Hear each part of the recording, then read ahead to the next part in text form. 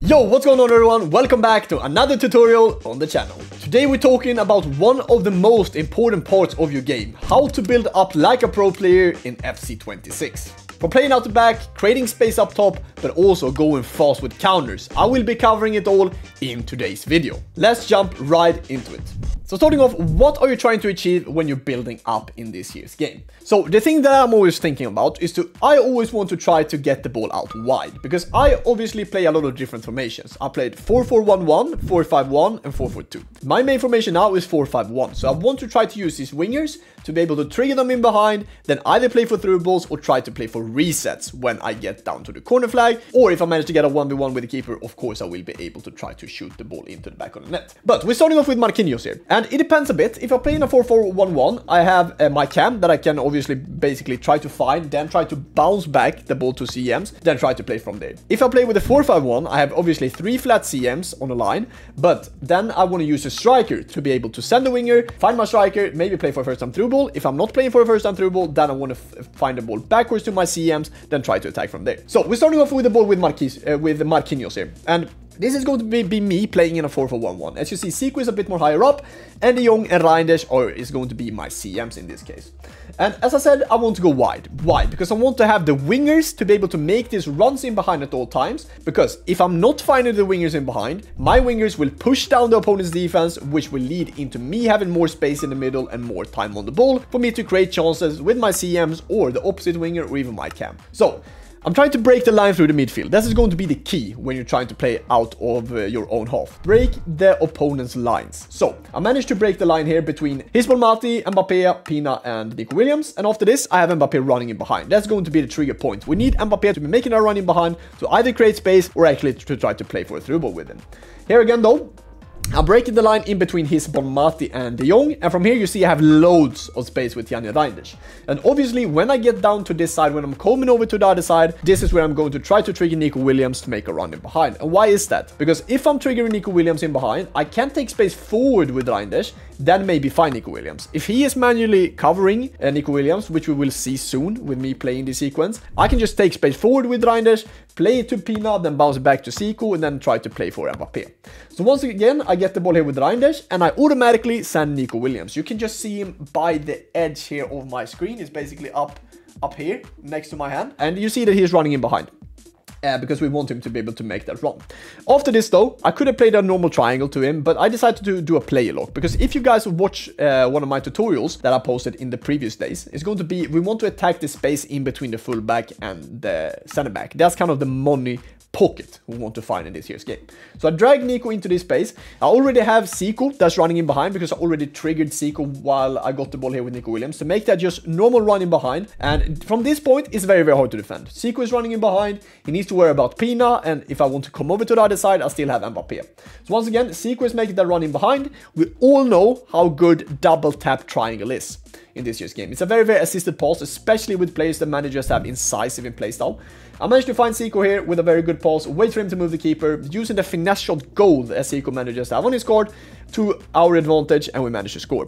So once again though, if we just play back this kind of sequence, we basically start off with our center back. We try to go over to the wing. We have Mbappe running, so we create that kind of space for Mbappe. Then we go over, and if I can't really find anything, then I'm going to do a play lock with Nico Williams. I send Cruyff on a manual run with L1. Cruyff manages to beat that kind of defensive line and manages to find that 1v1 with his keeper, where he manages to slot the ball home with the finesse shot plus playstyle that he managed to have on his card in gold. And the previous clip, we basically took a bit of a slower approach, I think. And this is the beauty of it. You can take slower approaches, you can go quicker. It just depends on what formation you play. That's why I like to play 4-4-1-1 or 4-5-1, because you can decide, okay, now I want to slow the attack down a bit, and now I want to go a bit quicker. So as I said before, we went a bit slower in the previous clip. Here, I decided to go a bit quicker. So here again, he has the ball with Mbappe. Can maybe play Nico Williams, even though I don't think this passes on. So I'll try to be aggressive. I win the ball with my Reinders, and I automatically try to fire it into my cam, because my cam is going to be the key of the whole formation when I play a 4-4-1-1 or a 4-2-3-1. He will be kind of that kind of pivot point that we want to be able to find at all times. So Zico is running here. I see that Reinisch is about to catch up to Zico, so I'm playing the ball away from Zico, but also I'm sending Zico with a L1X pass, which means that Zico will make a run straight in behind and will push off the opponent's defense, and if he's not covering the pass to Zico, then I can potentially play for a first time through ball. So as I said, once again, we want to be able to get the ball out wide, and from here, I already sent my Mbappé. As you see, he is running. That means that Zico has stopped this run. He's not going to make that run in behind anymore. So now I have Mbappé running, and now I'm putting him into a situation where either he needs to cover Mbappé, or if he's covering Mbappé, then I can just take space forward, maybe try to find Zico or Pina that's making these runs in behind.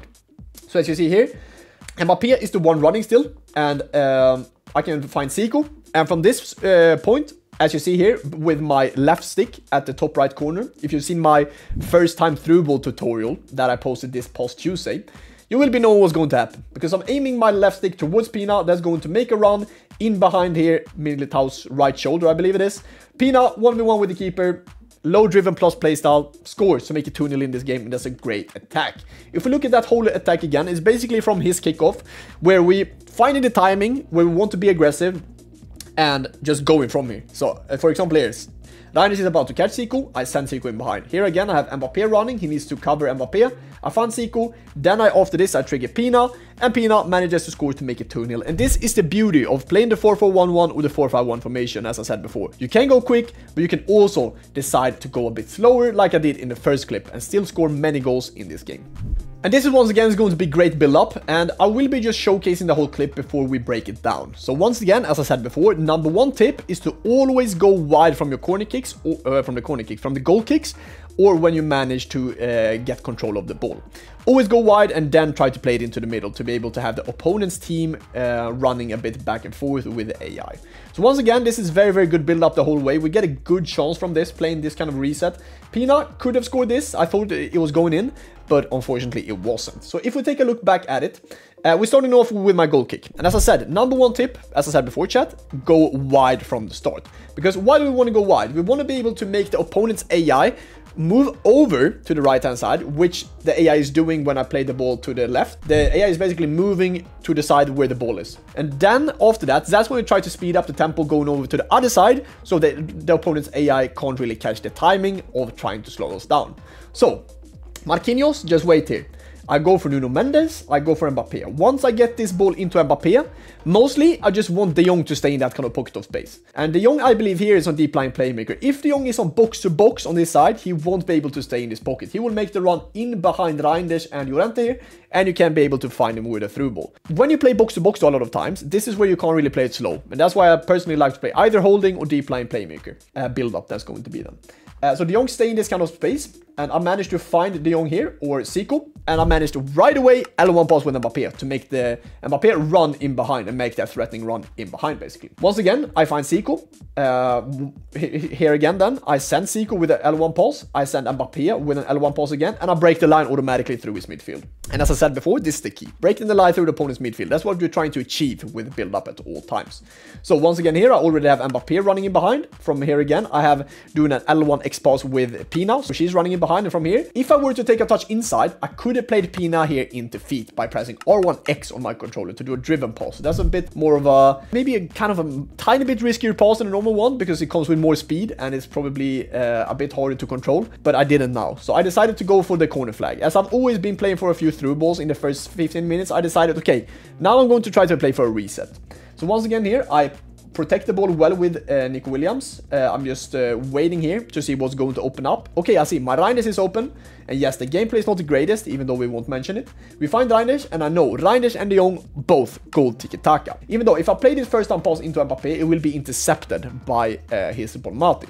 So I'm just waiting here to see what Pina comes into a great pocket of space. I take a very, very good touch here with my left stick to basically set up for the finesse, which I'm doing here. Pina, finesse shot, unfortunately wide. And yeah, overall great build up, and a great way how to attack in the 4-4-1-1 formation. So this would be once again a more of a quicker approach how we want to play the 4-4-1 formation. We find once again Reinders breaking the line, and you can also decide sometimes to go through the middle as well. I would advise you guys to go more through the wings, because if you lose the ball on the wing in this game, it's not the end of the world. But if you lose the ball in the middle, that's always when you guys are going to get counterattacked by the opponents, especially if you play better players. But here again, I decide to play Reinders because I see he's clearly opening space. Then why not play him, you know? Especially when you have good passing playstyles on your center midfielders. I tend to try to go sometimes even to Reinders and De Jong, even though they are having basically players on them and putting pressure, because they have tiki-taka. I can just play a pass backwards once again, and then we can restart the whole build-up. But once again here, I send center Reinders, then I find Nico Williams, and then I send Nico Williams when I play to Pina. Because here again, if I break the kind of line and I'm in front of my opponent's midfield, it's a very, very good place to be in this game. Because a lot of times, good players, they don't want to touch their center backs or full backs, because it's very, very hard to defend in this year's game. Even though the speed jockey definitely helped it with the new patch that came. Anyway, Pina, I feel okay. Caicedo is coming a bit too close to me. If maybe Caicedo was just doing like a shoulder barge with advanced defending by spamming X, I might lose the ball. So I'm going back to Reinders. I'm bouncing it back, and from here, I'm just trying to play Pina once again. And from here, you see, okay, Zico is making that run in behind, as he's doing very, very well. And from here, I'm playing Zico feet, taking a touch forward, getting very, very lucky here with the bounces, to be honest. But overall, very, very good attack. And sometimes it's not all about going wide. I could have just played a normal triangle pass here out to Nico and then just try to go for the reset. But sometimes you also got to be aggressive. And this is what I like about 4-4-1 formation. Because when I send Nico here and I see he's not really switching early to his center backs, sometimes I'm just doing an R1X into my camo striker's feet. Try to take the touch forward to see what's going to happen. Because sometimes you just need to say f it and go for it. You can't play for these 100% chances all the time. You need to take risks in attack. And this is what I said at the start of the game. Risk versus reward. The risk of doing this might be a very, very high reward. I scored because of this in the end of the day. And yes, it's a bullshit goal. It's a very, very bad goal. But sometimes you need to take risks for these things to happen. So once again here, I get the ball obviously very, very lucky to Pina, and I managed to slot it home and score to make it 4-2 in this game. And that's how you build up like a pro in FC 26. If you picked up a few tips, drop a like and don't forget to subscribe. As we're on the road to 100,000 subscribers, that would mean a lot. But I also see that 70% of you guys are not subscribing, so please do so before you leave the video. As I said, hit that button, and I'll catch you guys in the upcoming video tomorrow. Thank you for watching, boys. Love you guys. Peace.